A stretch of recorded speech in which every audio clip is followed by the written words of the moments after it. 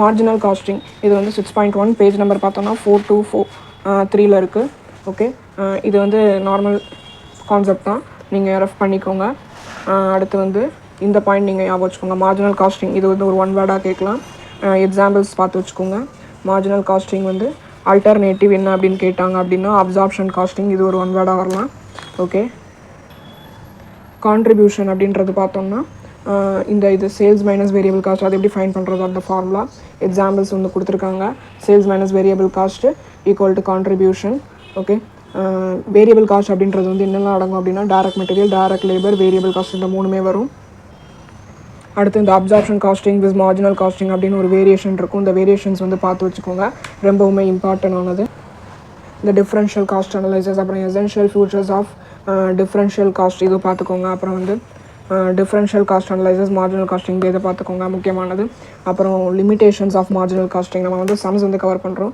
Theoretical part வந்து நம்ம அவ்வளோவா இன்டெப்டாக போகல, ஏன்னா அது வந்து நம்ம ரீட் பண்ணி நம்மளே புரிஞ்சுக்கிறது தான். ஓகே, உங்களுக்கு தியரி பார்ட்டும் கவர் பண்ணணுன்னா தியரின்னு இது மெசேஜ் பண்ணுங்கள், I will try to explain. Okay, cost volume அப்படின்றது இந்த இது ஒன் வேலை கேட்கலாம், வாய்ப்பு இருக்குது, பார்த்துக்கோங்க. ஓகே, இப்போ வந்து பிரேக் ஈவன் பாயிண்ட் அப்படின்ற ஃபார்முலா கொடுத்துருக்காங்க. Break even point equal to fixed cost divided by contribution per unit. இது வந்து ஒரு ஃபார்முலா, ஞாபகம் வச்சுக்கோங்க. கான்ட்ரிபியூஷன் ஆல்ரெடி பார்த்துருக்கோம், contribution sales minus variable cost. Okay, அடுத்து ஒரு ஃபார்முலா இருக்குது, margin of safety projected sales minus break even point, sales minus break even point ஞாபகம் வச்சுக்கோங்க. அடுத்து PV ratio equal to contribution divided by sales into 100.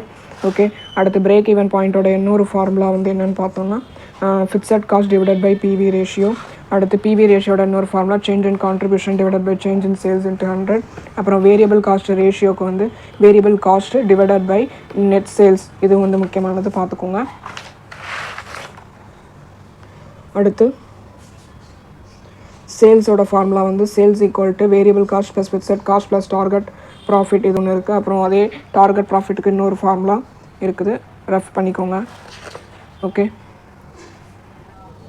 இப்போ illustration 1 அப்படின்றது பார்க்கலாம். Maxwell limited produces a single product boost, the following figures relate to boost for the period 21 to 22. Sums வந்து பார்த்தோம்னா sales வந்து நம்மளுக்கு 50%க்கு 400, 100%க்கு வந்து 800 கொடுத்துருக்காங்க. சேல்ஸ் வந்து ரெண்டுத்துக்கும் பிரிச்சிருக்கு. அப்புறம் வேரியபிள் ஃபிக்ஸட் ப்ரொடக்ஷன் காஸ்ட் இருக்குது. அப்புறம் selling and distribution overhead இருக்குது. அடுத்து the normal rate of activity for the year is 800 units. ஓகேவா, நார்மலாக நம்ம ஆக்டிவிட்டி எவ்வளோனா 800 யூனிட் தான். Fixed cost are incurred evenly throughout the year. Fixed cost வந்து த்ரூ அவுட் த இயருக்கு வந்து actual fixed cost same as budget, இந்த பட்ஜெட்டில் இருக்கிற மாதிரி தான் சேமாக இருக்கும். There were no stocks of boost at the beginning of the year. ஓகேவா, இந்த ஃபஸ்ட்டு குவார்ட்டர் 220 யூனிட்ஸ் வேர் ப்ரொடியூஸ்டு. ஃபஸ்ட்டு குவார்ட்டரில் 220 யூனிட் வந்து ப்ரொடியூஸ் பண்ணியிருக்காங்க, அதில் 160 யூனிட் வந்து விற்றுருக்குறாங்க. ஓகேவா, இப்போ நம்ம என்னெல்லாம் கண்டுபிடிக்கணும் அப்படின்னா what would be the fixed production cost. Fixed production cost வந்து கண்டுபிடிக்கணும். Under over recovery over head வந்து கண்டுபிடிக்கணும். அப்புறம் வந்து அப்சார்ப்ஷன் காஸ்டிங், மார்ஜினல் காஸ்டிங் படி ப்ராஃபிட் வந்து கண்டுபிடிக்கணும். ஓகேவா, இப்போ சம்ஸ்குள்ளே போகலாம். இப்போ வந்து ஆப்ஷன் ஏ வந்து நம்ம பார்க்குறோம். என்ன கண்டுபிடிக்கணும்னா ஃபிக்ஸட் ப்ரொடக்ஷன் காஸ்ட் அப்படின்றது வந்து நம்ம கண்டுபிடிக்கணும். ஓகேவா, ஃபிக்ஸட் ப்ரொடக்ஷன் காஸ்ட் அப்படின்னா கொஸ்டின் பாருங்கள். ஃபிக்ஸட் காஸ்ட் அப்படின்னு சொல்லிட்டு ஃபிக்ஸடில் 1,60,60,000 அப்படின்றது நம்மளுக்கு இருக்குது. ஸோ நம்ம இங்கே வந்து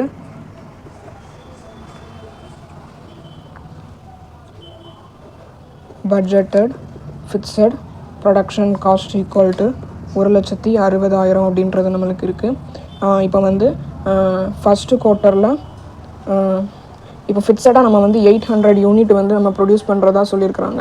ஓகேவா, அப்படின்னா அப்சார்ப்ஷன் ரேட் வந்து இப்போ ஃபைன் பண்ணுறோம்.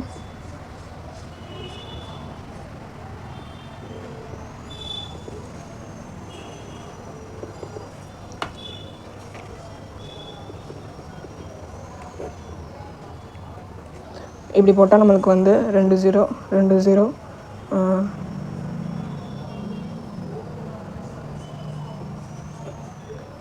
அப்படின்றது நம்மளுக்கு கிடைக்கும் பெர் யூனிட்டு.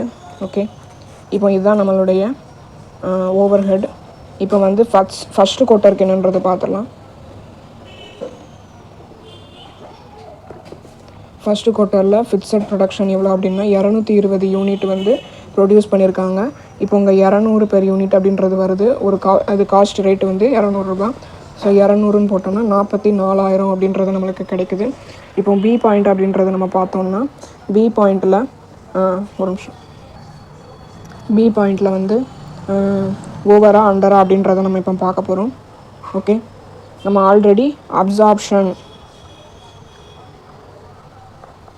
எவ்வளோ கண்டுபிடிச்சிருக்கோம், 44,000 அப்படின்றது வந்து கண்டுபிடிச்சிருக்கோம். இப்போது ஒரு குவார்ட்டருக்கு ஃபிக்ஸட் ப்ரொடக்ஷன் எவ்வளோ அப்படின்றத நம்ம பார்க்கணும். ஓகேவா, ஆக்சுவலாக ஃபிக்ஸட் ப்ரொடக்ஷன் எவ்வளோ அப்படின்றத பார்க்க போகிறோம்.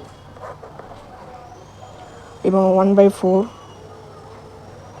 குவார்ட்டர் ஆஃப் rupees 1,60,000 போட்டோம்னா நம்மளுக்கு 40,000 அப்படின்றது கிடைக்கும்.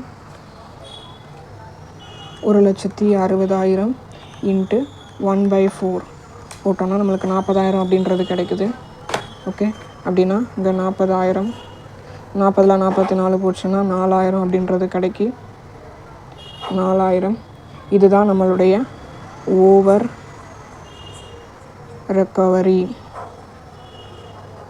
ஓகே, ஏ பாயிண்ட் முடிச்சாச்சு, பி பாயிண்ட் முடிச்சாச்சு. இப்போ வந்து நம்ம என்ன கண்டுபிடிக்கணும் அப்படின்னா அப்சார்ப்ஷன், மார்ஜினல், இந்த ரெண்டு நம்ம இப்போ ஃபைன் பண்ண போகிறோம். சி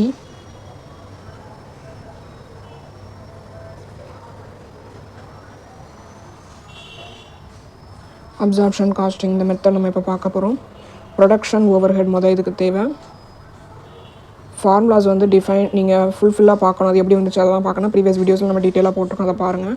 ஓகேவா, இப்போ வந்து ப்ரொடக்ஷன் ஓவர் ஹெட் அப்படின்றத எடுத்துக்கோங்க. Production over head variable.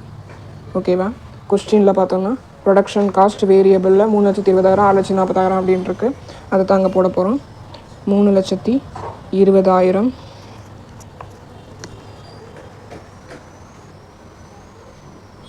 Okay.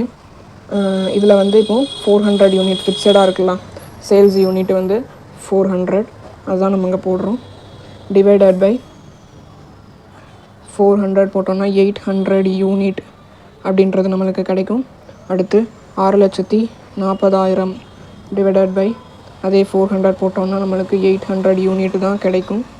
ஓகேவா, இப்போ நம்மளுக்கு ஆல்ரெடி ப்ரொடக்ஷன் பண்ணது அப்படின்னு சொல்லிட்டு 220 அப்படின்றது இருக்குது. இன்ட்டு இப்போ நம்ம 800 யூனிட் நம்ம வந்து கொடுத்துருக்கோம், ப்ரொடக்ஷன் ஓவர் ஹெட் இருக்குன்ட்டு. அந்த 800ஐயும் மல்டிபிள் பண்ணோம்னா நம்மளுக்கு 1,76,000 அப்படின்றது வந்து கிடைக்கும். அடுத்து நம்ம ஆல்ரெடி ஃபைன் பண்ண ப்ரொடக்ஷன் ஓவர் ஹெட் ஃபிக்ஸட் அப்படின்னு பார்த்தோம்னா 220 இன்ட்டு 200 ஆல்ரெடி நம்மளுக்கு 40,000ன்றது ஃபைன் பண்ணிட்டோம் எப்படின்னு. ஓகே, இது 44,000. இப்போ இதை வந்து நம்ம பேலன்ஸ் பண்ணோம் அப்படின்னா காஸ்ட் ஆஃப் ப்ரொடக்ஷன் அப்படின்றது நம்மளுக்கு கிடைக்கும். எவ்வளோ கிடைக்கும், 2,20,000. ஓகே, நெக்ஸ்ட்டு நம்மளுடைய க்ளோசிங் ஸ்டாக் எவ்வளோ அப்படின்றத நம்ம இப்போ ஃபைன் பண்ண போகிறோம். க்ளோசிங் ஸ்டாக் வந்து 220 நம்ம ப்ரொடியூஸ் பண்ணியிருக்கோம். சேல்ஸ் பண்ணது 160 அப்படின்னா நம்மளுக்கு மிச்சம் இருக்கிறது 60. ஓகேவா, இதை 60,000 இங்கே நம்ம போட்டிருந்தோம். ஓகே, இந்த 60,000 எப்படி வந்துச்சு அப்படின்னா 2,20,000 இது இருக்குல்ல, 2,20,000 டிவைடட் பை 220 போட்டோம்னா நம்மளுக்கு 1000 அப்படின்றது வரும். ஓகேவா, இதோட இந்த 60 ரூபாயை இன்ட்டு பண்ணோன்னா 60,000 அப்படின்றது நம்மளுக்கு கிடைக்கும். ஓகே, இப்படி இல்லாட்டி நீங்கள் கிராஸ் மல்டிபிள் கூட பண்ணலாம். 220 60 2,20,000 இங்கே 0 போட்டிங்கன்னாலும் நம்மளுக்கு 60,000 அப்படின்றது தான் நம்மளுக்கு கிடைக்கும். ஓகே, இப்போது இந்த 60,000 எப்படி வந்துச்சுன்னு உங்களுக்கு தெரிஞ்சு போச்சு. இப்போ இதை பேலன்ஸ் பண்ணோம் அப்படின்னா 1,60,000 அப்படின்றது கிடைக்கும். இப்போ cost of goods sold 160 unit இருக்குது. ஓகேவா, காஸ்ட் ஆஃப் கூட்ஸ் சோல்டு 1,60,000 அப்படின்றது இருக்குது. ஓகேவா, இப்போ மைனஸ் ஓவர்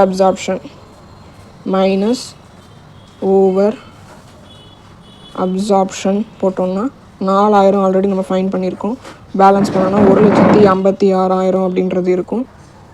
இப்போ வந்து அடுத்து செல்லிங் அண்ட் டிஸ்ட்ரிபியூஷன் காஸ்ட்டில் வேரியபிள் 1,60,000 3,20,000 இந்த ரெண்டு போட்டாலும் ஒரே யூனிட் வேரியேஷன் தான் வரும். அதே மாதிரி 1,60,000 டிவைடட் பை 400 முதல்ல நம்ம அங்கே போட்டோம்ல ப்ரொடக்ஷன் ஓவர் ஹெட்டுக்கு, இதே மாதிரி தான் இங்கேயும் இப்போ இதை போட போகிறோம். இப்போ நம்ம ஒன்றுக்கு மட்டும் போடலாம். செல்லிங் அண்ட் டிஸ்ட்ரிபியூஷன் ஃபில் பண்ணிக்கோங்க. ஓகேவா? இப்போ 1,60,000 அப்படின்றது இருக்குது. டிவைடட் பை 400 போட்டோம்னா 400 அப்படின்றது நம்மளுக்கு கிடைக்கும். ஓகேவா? இப்போ 160 இன்ட்டு 400 யூனிட்டுன்னு போட்டோம்னா 64,000 அப்படின்றது கிடைக்கும். ஓகே, இதை தான் 64,000 அப்படின்னு இங்கே போடுறோம். ஓகே, இப்போ நம்மளுடைய ஃபிக்ஸட் 2,40,000 இருக்குல்ல. ஃபிக்ஸட் 2,40,000 ஒரு குவார்ட்டருக்கு எவ்வளோ அப்படின்னு பார்த்தோம்னா 1/4 போட்டோம்னா 60,000 அப்படின்றது கிடைக்கும். ஓகே, இதை நம்ம மைனஸ் பண்ணோம்னா நம்மளுக்கு என்ன கிடைக்கும்? ஆட் பண்ணோம் அப்படின்னா 2,80,000 அப்படின்றது கிடைக்கும். இதுதான் காஸ்ட் ஆஃப் சேல்ஸ். ஓகேவா? இப்போ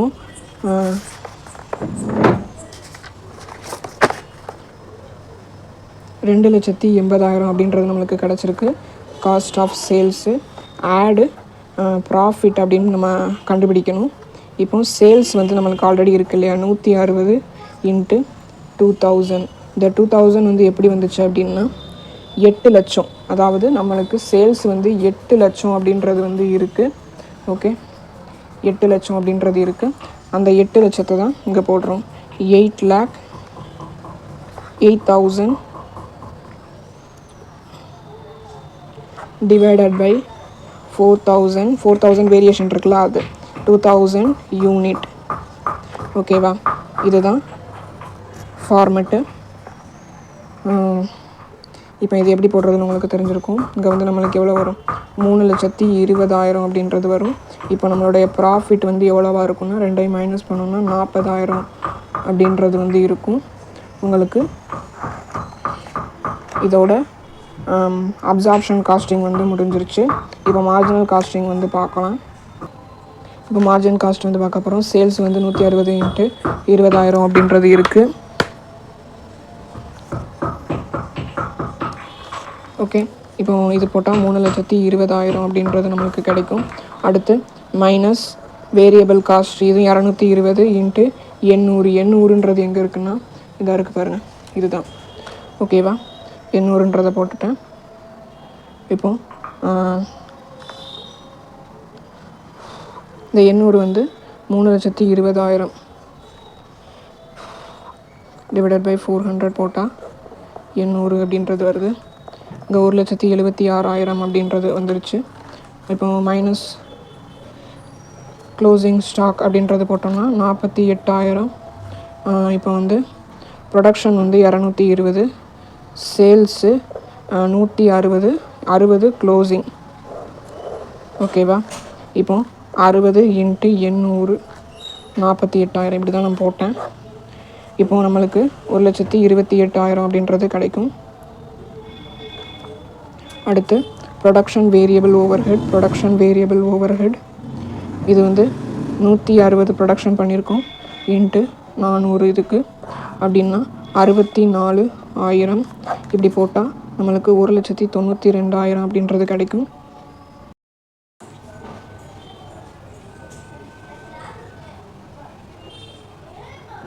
கான்ட்ரிபியூஷனில் 1,28,000 அப்படின்றது இப்போ வருது. அப்புறம் வந்து எஃப்சிபி ஃபிக்ஸட் காஸ்ட் ப்ரொடக்ஷன், அது வந்து 1,60,000 போட்டோம்னா 1/4 40,000 அப்படின்றது வருது.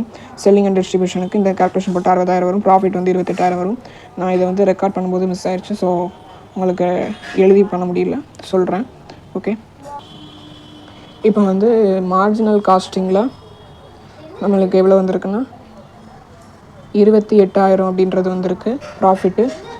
அப்சார்ப்ஷன் காஸ்டிங்கில் 40,000 அப்படின்றது நம்மளுக்கு வந்திருக்கு. இப்போ 12,000 அப்படின்றது வந்திருக்கு. ஓகேவா?